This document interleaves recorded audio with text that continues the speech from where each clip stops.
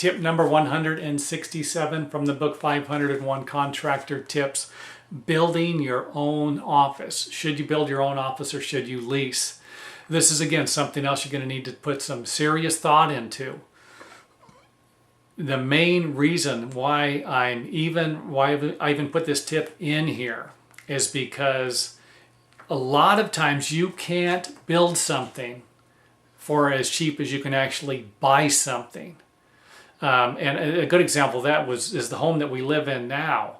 The amount of money that it cost to purchase this home, you couldn't even build it for.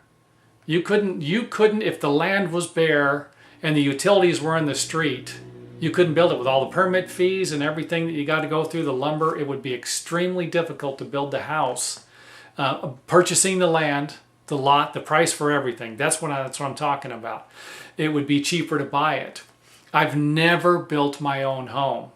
And I can't think of one contractor that I knew who actually built their own. I knew plenty of contractors who remodeled their houses. This was real common with everybody that I worked with. They would put room additions on, remodel, do everything themselves that they could. They were capable of doing.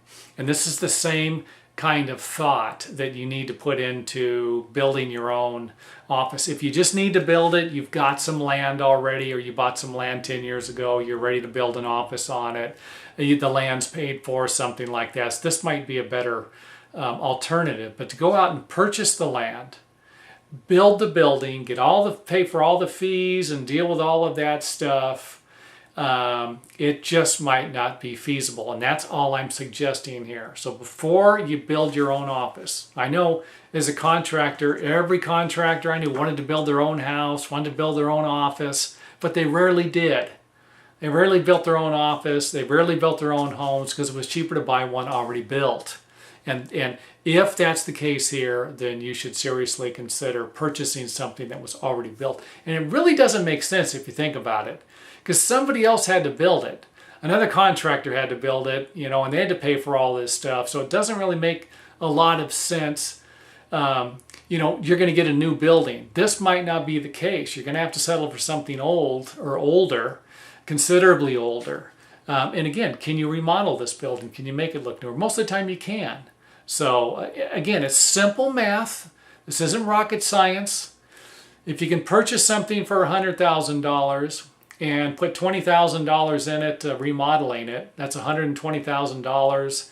And then to build your own building, equivalent size, something similar to it, same location, similar type of property, it's going to cost you $110,000, but you're going to need to do all the work to get this thing built.